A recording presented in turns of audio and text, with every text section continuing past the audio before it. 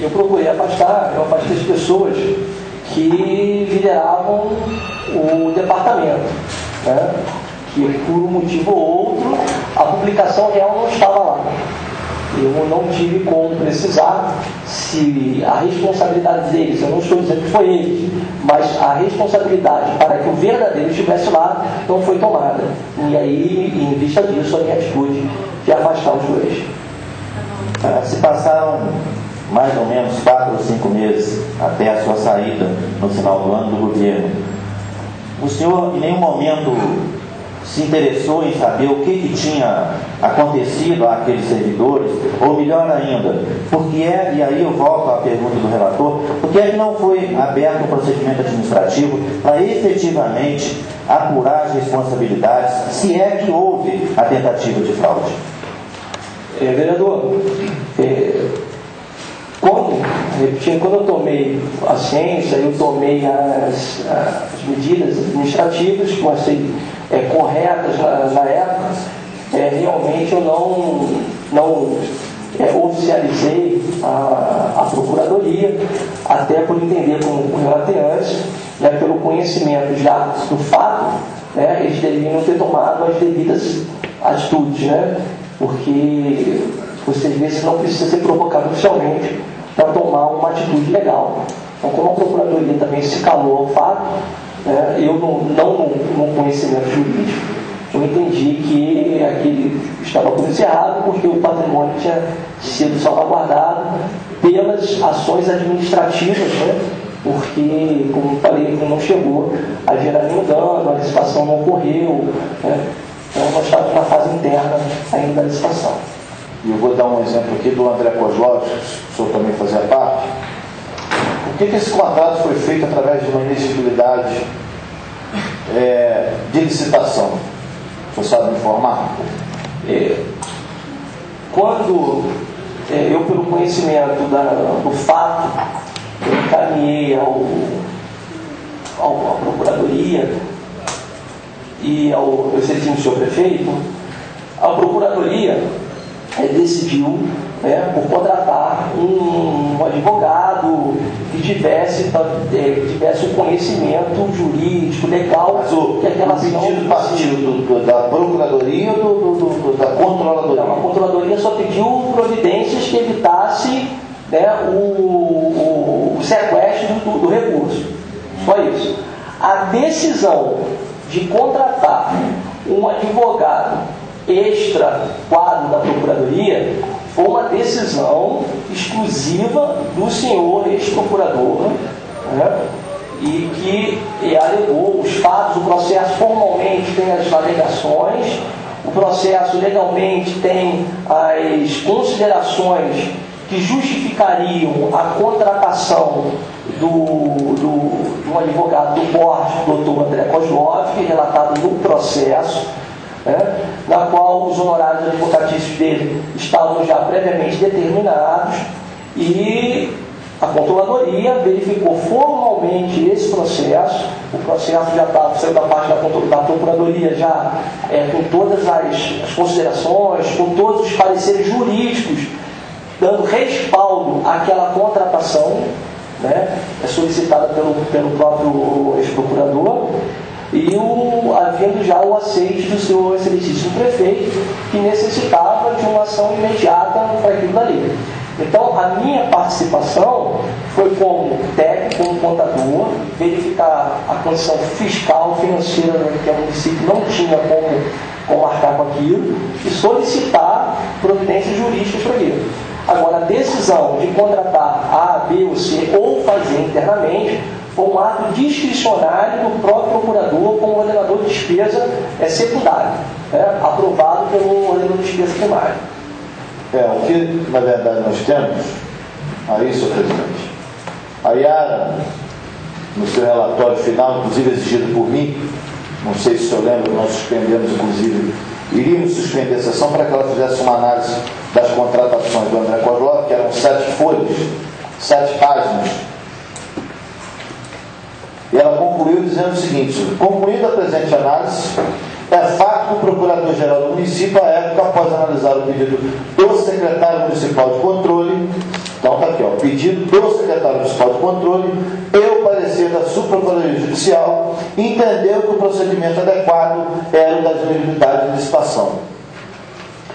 Então aqui ela deixa claro que o pedido foi do controle interno, da controladoria. Um pedido para as providências para evitar o sequestro. Em nenhum momento tem pedindo a contratação de doutora Andretta, que eu nem conhecia, de A ou B ou C.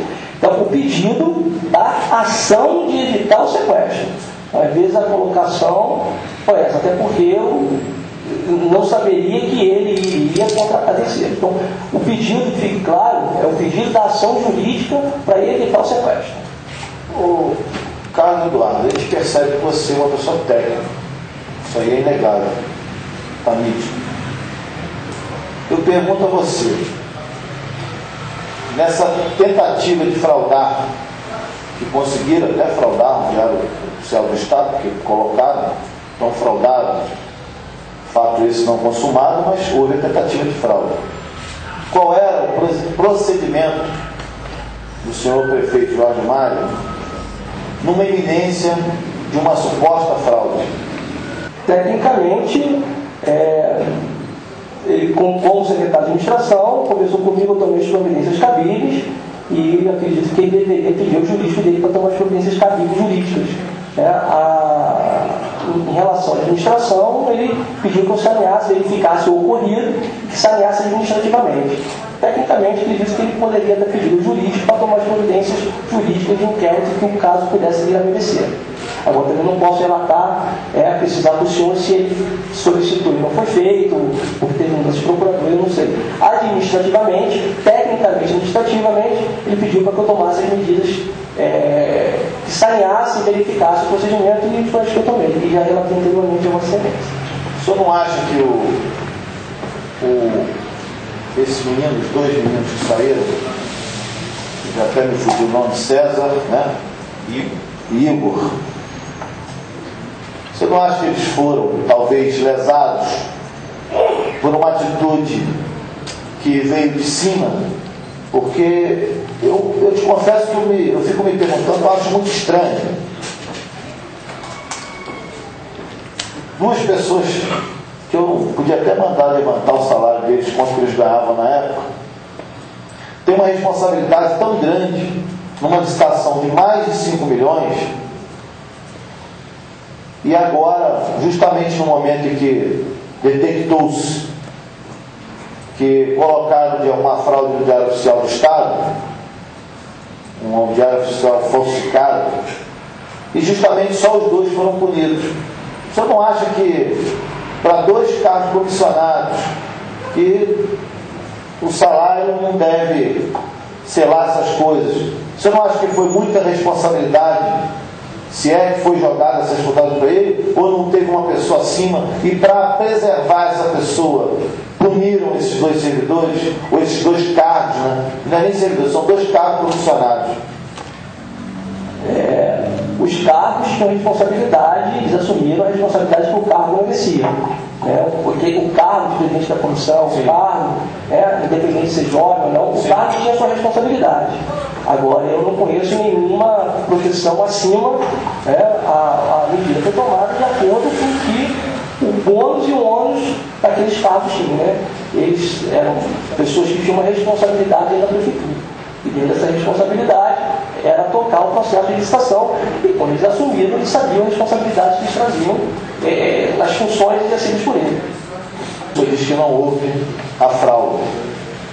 Por que então foi afastado esses dois funcionários? O senhor não acha que poderia não tomar essa providência, já que não houve a fraude? Que não houve a fraude é porque nenhum processo administrativo, a administração não perdeu por nenhum desses atos. E como eu já tinha externado, eu não fui afastado, porque a publicação, se existisse, realmente deveria estar lá. E o processo em si, que tinha que correr dentro do setor de licitação, ele não tomou os trâmites que deviam ser tomados. Então, o afastamento dos dois não se deu, porque, olha, foi você ou foi A ou foi B que fraudou. Foi porque as ações administrativas inerentes aos 2 funcionários não foram tomadas e abriram brechas para essa possível fraude. E quando eu falei em mera excelência, eu não estou colocando no sentido de desdenhar do fato. O que eu coloquei mero é no sentido de não dar, de não mostrar que era algo que já fazia parte de um processo administrativo.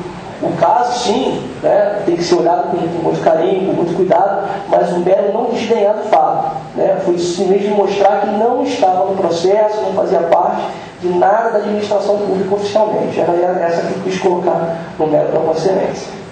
Na verdade, eu acho estranho que numa secretaria tão pequena, a gente não possa, senhor presidente, saber pelo secretário exatamente quem tentou falsificar ou fraudar para prejudicar ou não o Diário Oficial. Isso me deixa dúvida, senhor presidente.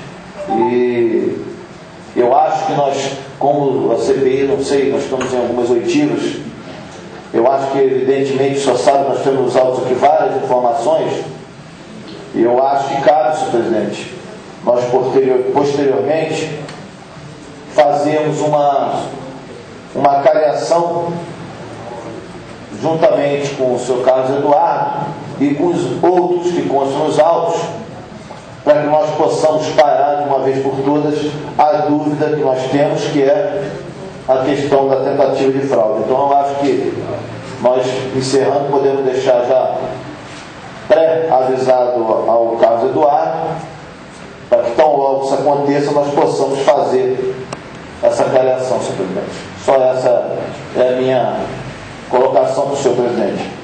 Eu acho que o governo como todo ele cruzou os braços. Na medida em que não houve realmente o prejuízo ao erário público, uma vez que aqueles pregões não foram efetuados, eu acho que o governo de um todo, ele cruzou os braços, senhor presidente. Disse assim, não houve nenhum prejuízo ao erário público, então não vou apurar nada. E apenas esses 2 aí entraram de ganhar, pagaram o pato, se é que houve outras pessoas envolvidas nesse episódio.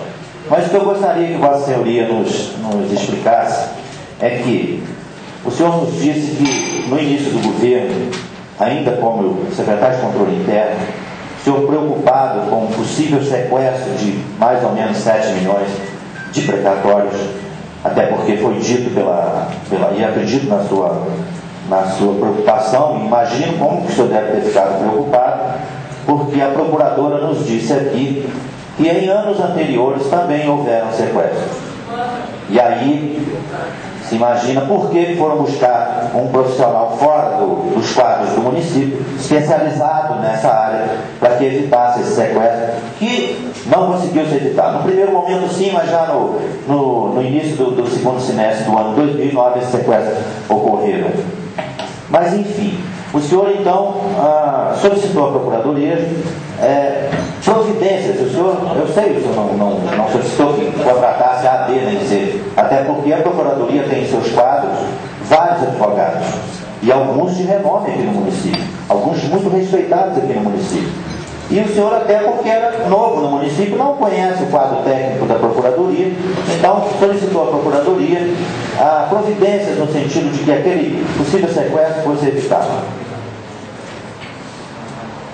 Por acaso, o senhor tomou conhecimento do contrato, dos valores, o senhor opinou, porque o que rola na cidade é que o valor foi absurdamente alto, 500 mil reais a um profissional, não foi o seu escritório, foi a um profissional, pessoa física. O senhor foi consultado a respeito, uma vez que o senhor era um controlador interno, a respeito desses valores, discutiu isso com alguém, até mesmo alguém técnico, com procurador, alguém que entenda mais do assunto, que o senhor, embora seja contador, não é um técnico na área jurídica. O senhor poderia nos explicar tudo isso, por favor? Eu vou relatar para o senhor o que aconteceu. Quando nós fazemos uma compra comum, nós temos uma forma de pesquisar preços, ou serviços comuns, nós conseguimos, temos tabela, isso é uma causa muito grande, né? Realmente o valor, quando nós olhamos, né, na época 500 mil reais era dinheiro, hoje também não deixa de ser muito dinheiro. Na época também